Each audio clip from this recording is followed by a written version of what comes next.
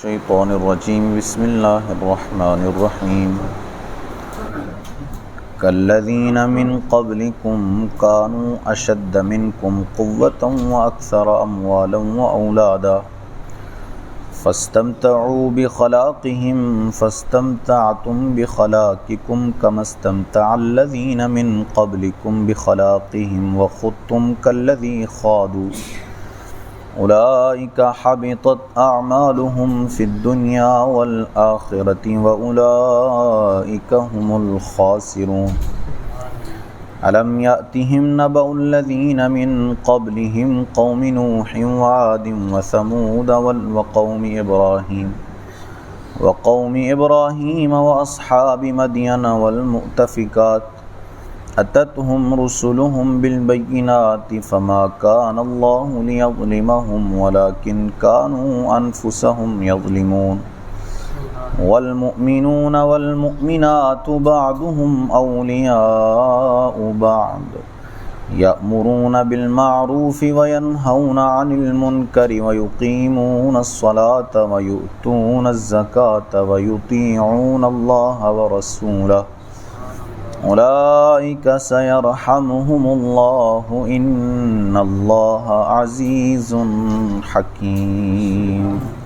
صدق الله مولانا العظيم الصلاة والسلام عليك يا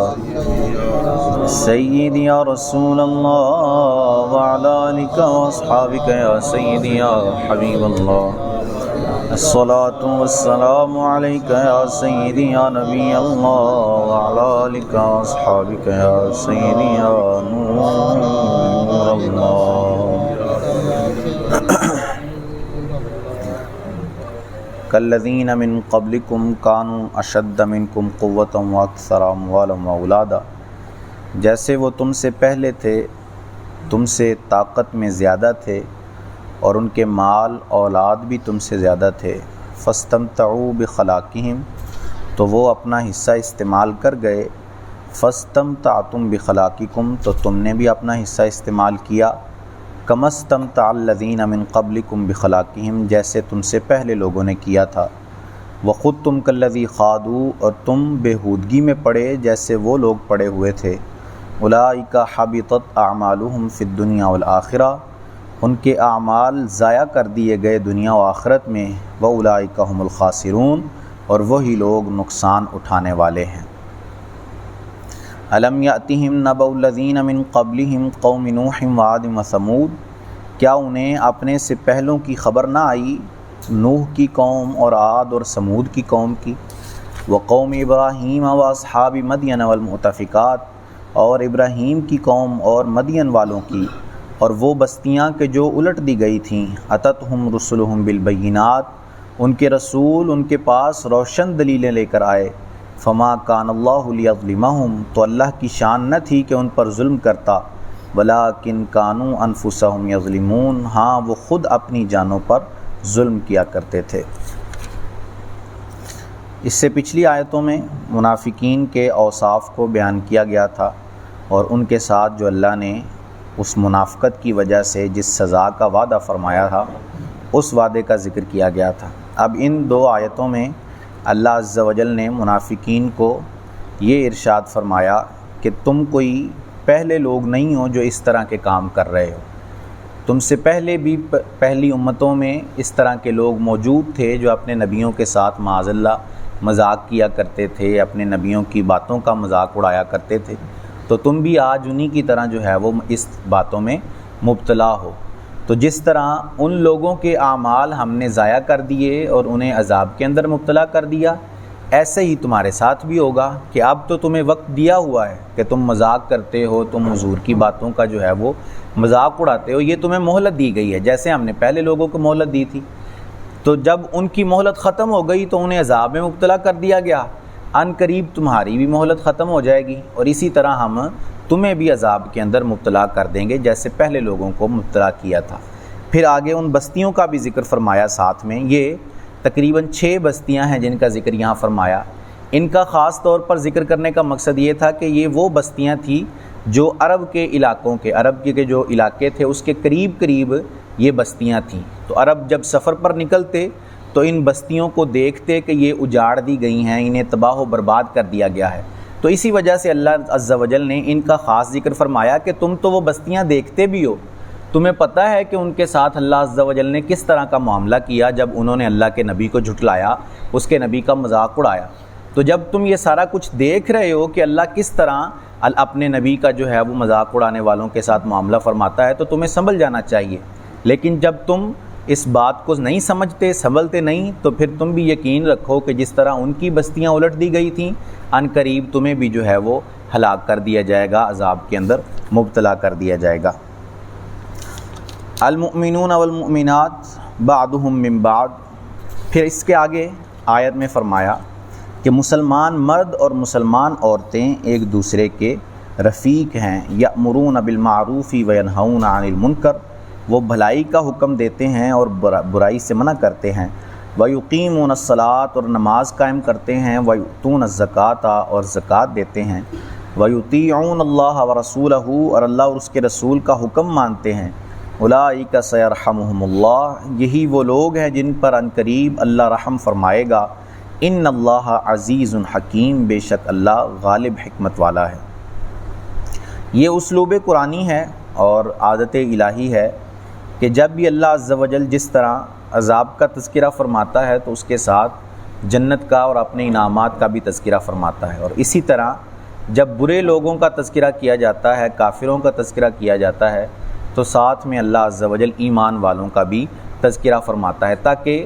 ہر ایک کے سامنے دونوں راستے کھل کر واضح ہو جائیں کہ منافقوں کا، کافروں کا راستہ کیا ہے اور مومنین کا، ایمان والوں کا راستہ کیا ہے، تاکہ اس کے سامنے یہ دونوں راستے واضح ہو جائیں، پھر وہ اپنی مرضی سے چاہے جو راستہ اختیار کر لے، اور پھر ساتھ میں دونوں کے عذاب اور اس کا ثواب بھی بیان کر دیا جاتا ہے، تاکہ راستہ اختیار کرنے میں وہ اچھی طرح سمجھ لے کہ ادھر جاؤں گا تو کیا عذاب اور کیا سزا ملے گی، اور ادھر جاؤں گا تو اللہ کی طرف سے کیا ثواب ملنے والا ہے۔ تو اسی کا تذکرہ یہاں فرمایا کہ پہلے منافقوں کا ذکر کیا، اب مومنوں کا ذکر کیا، اور ان کی صفات کو اس آیت میں بیان کیا کہ مومن وہ ہوتے ہیں کہ جو نیکی کا حکم دیتے ہیں اور برائی سے منع کرتے ہیں۔ یہ اس امت کی جو ہے وہ صفت عظیم ہے جو اللہ عز و جل نے اس امت کے ذمہ کام لگایا ہے، ورنہ یہ کام پہلے انبیاء کا کام ہوتا تھا، نبی آتے تھے اور نبی ہی جو ہے وہ نیکی کا حکم دیتے اور برائی سے منع کرتے تھے، لیکن اب چونکہ حضور پر صلی اللہ علیہ وسلم پر نبوت کا معاملہ ختم ہو چکا، اب آپ کے بعد کوئی دوسرا نبی نہیں آ سکتا، قیامت تک کوئی نہیں آنے والا، تو اس وجہ سے وہ سارا معاملہ جو ہے وہ حضور کی امت کے ذمہ کر دیا گیا کہ اب تمہارا کام ہے کہ تم نے نیکی کا حکم دینا ہے اور برائی سے منع کرنا ہے، اور قیامت تک۔ اور یہ حضور کی امت کا افضل ہونے کا ایک سبب بھی اللہ عز و جل نے خود بیان فرمایا کہ کنتم خیر امت اخرجت للناس تأمرون بالمعروف وتنہون عن المنکر، تم سب سے بہترین امت ہو جو لوگوں کے لیے ظاہر کی گئی، یعنی جتنی امتیں پہلے ہو چکی ان سب میں سے تم بہترین امت ہو۔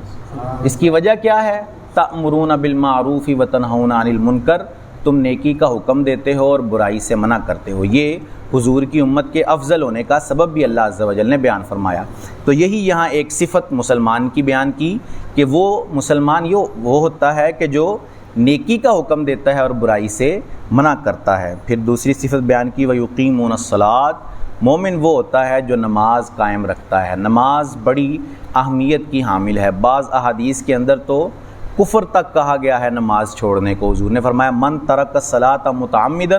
فقد کفر، جس نے جان بوجھ کر ایک نماز بھی چھوڑ دی وہ بندہ کافر ہو گیا۔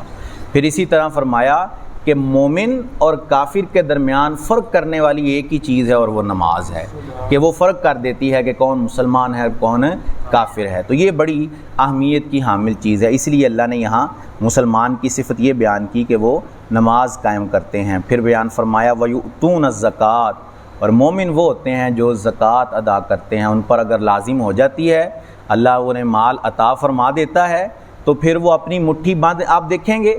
کہ جب ہم منافقین کی صفات پڑھ گئے ہیں بالکل ان کی الٹ جو ہے وہ صفات یہاں بیان کی گئی ہیں۔ منافقوں کی پیچھے آیت میں سب سے پہلی صفت بیان کی گئی تھی کہ وہ برائی کا حکم دیتے ہیں اور بھلائی سے منع کرتے ہیں۔ اب یہاں مسلمانوں کی صفت کیا بیان کی گئی کہ نیکی کا حکم دیتے ہیں اور برائی سے منع کرتے ہیں، بالکل ان کے الٹ صفت بیان کی۔ پھر وہاں ان کی ایک صفت بیان کی تھی کہ وہ اپنی مٹھی کو روک کر رکھتے ہیں، یعنی اپنا جو رزق اللہ نے انہیں عطا فرمایا ہے اس میں سے اللہ کی راہ میں خرچ نہیں کرتے۔ یہاں اس کے الٹ بالکل صفت بیان کی مسلمانوں کی کہ مسلمان وہ ہوتے ہیں جو اللہ کی راہ میں خرچ کرتے ہیں، زکوٰۃ دیتے ہیں، صدقات نافلہ ادا فرماتے ہیں۔ پھر ایک اور صفت بیان کی وَيُطِيعُونَ اللَّهَ وَرَسُولَهُ، مسلمان وہ ہوتا ہے جو اللہ اور اس کے رسول کی اطاعت کرنے والا ہوتا ہے، اس کا حکم ماننے والا ہوتا ہے۔ مسلمان آئیں بائیں شائیں نہیں کرتا، مسلمان یہ نہیں کہتا کہ یہ حکم کیوں دیا گیا ہے، یہ حکم کیوں ہے، یہ حکم ایسا کیوں ہے۔ یہ منافقوں اور کافروں کی جو ہے وہ باتیں ہوتی ہیں۔ مسلمان جب اس کو پتہ چل جائے کہ یہ اللہ کا حکم ہے، اس کے رسول کی بتائی ہوئی بات ہے، تو مسلمان فوراً اس پر عمل کرنے کی طرف چلا جاتا ہے۔ یہ مسلمان کی ایک صفت یہاں بیان کی۔ پھر آخر میں اس کا اجر بھی بیان کیا، اولئک سیرحمہم اللہ، یہ وہ لوگ ہیں کہ عنقریب اللہ ان پر رحم فرمانے والا ہے، قیامت کے دن اللہ عز و جل ان پر ضرور رحم فرمائے گا۔ ان اللہ عزیز الحکیم، بے شک اللہ غالب حکمت والا ہے۔ وعد اللہ المؤمنین والمؤمنات جنات تجری من تحتها الانہار، اللہ نے مسلمان مردوں اور مسلمان عورتوں کو باغوں کا وعدہ کیا ہے جن کے نیچے نہریں جاری ہیں، خالدین فیہا، ان میں ہمیشہ رہیں گے، ومساکن طیبۃ فی جنات عدن، اور ان کے ساتھ اللہ نے پاکیزہ مکانوں کا وعدہ کیا ہے جو ہمیشہ رہنے کے باغوں کے اندر موجود ہوں گے۔ ورضوان من اللہ اکبر، اور اللہ کی رضا سب سے بڑی ہے، ذالک هو الفوز العظیم، اور یہی سب سے بڑی کامیابی ہے۔ یہاں مسلمانوں کی جزا کا اور ان کے ثواب کا تذکرہ فرمایا اللہ نے، کہ جس طرح پہلے کافروں کی عذاب کا تذکرہ کیا تھا کہ انہیں اللہ عز و جل آگ کا عذاب ان کے لیے تیار کر رکھا ہے، یہاں فرمایا کہ مومنین کے لیے اللہ نے جنت کا وعدہ کر رکھا ہے جس کے نیچے نہریں جاری ہیں اور وہ اس میں ہمیشہ رہیں گے، اور پاکیزہ مکان اللہ عز و جل نے جنت میں تیار کر رکھے ہیں جو ان مومنوں کو عطا فرمائے گا۔ پھر یہ نعمتیں ذکر کرنے کے بعد فرمایا وَرِضْوَانٌ مِّنَ اللَّهِ اکبر، سب سے بڑی نعمت اللہ عز و جل کی رضا ہے جو مومن کو حاصل ہو جاتی ہے۔ جنت ملنا اور جنت کی نعمتیں حاصل ہو جانا یہ بھی ایک نعمت ہے اللہ کی، اور یہ بھی ایک کرم ہے اللہ کا، لیکن مومنوں کو سب سے بڑی جو نعمت ملتی ہے وہ اللہ فرماتا ہے اللہ کی رضا ہے، کہ مومن سے اللہ عز و جل راضی ہو جاتا ہے، اس سے ہمیشہ کے لیے راضی ہو جاتا ہے۔ جنتیوں سے اللہ عز و جل ہمیشہ کے لیے راضی ہو جائے گا اور کبھی ان سے ناراض نہ ہوگا۔ یہ سب سے بڑی جو ہے وہ نعمت ہے جو مومنوں کو اللہ عز و جل کی طرف سے ملنے والی ہے، اور اسی کو اللہ نے فرمایا ذالک هو الفوز العظیم، یہی بڑی کامیابی ہے۔ یہ کامیابی ہے کہ بندے کو اس کے مالک کی رضا حاصل ہو جائے، بندے کو اس کے رب کی رضا حاصل ہو جائے، اس کا مالک اس سے راضی ہو جائے۔ اس سے بڑی کوئی کامیابی نہیں ہو سکتی۔ بڑا عہدہ ملنا، مال و دولت مل جانا، یا اس اچھی جو ہے وہ زندگی بندے کا گزار جانا، یہ ساری چیزیں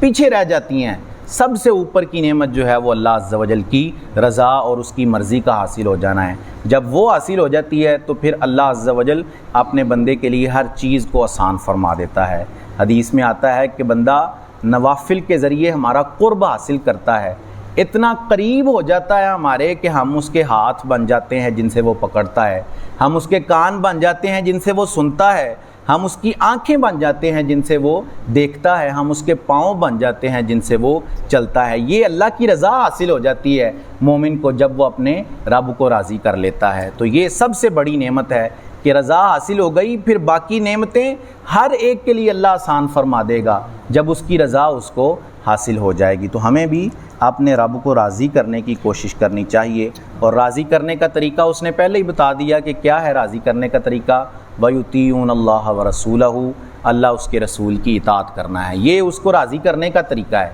کہ اس کے حکم کی پیروی کرنا، اس کے نبی کا حکم ماننا۔ جو یہ کر لے گا تو اپنے رب کو راضی کر لے گا، اور جو اپنے رب کو راضی کر لے گا وہ بڑی کامیابی حاصل کر لے گا۔ اللہ عز و جل سے دعا ہے کہ اللہ عز و جل ہمیں عمل کی توفیق عطا فرمائے۔ آمین بجاہ خاتم النبیین صلی اللہ تعالی علیہ وآلہ وسلم۔ اللہم صلی علی سیدنا و مولانا محمد مبارک وسلم علیہ۔ یا الہ العالمین، نماز فجر ادا کرنا، درس کرنا، سننا اپنی بارگاہ میں قبول فرما۔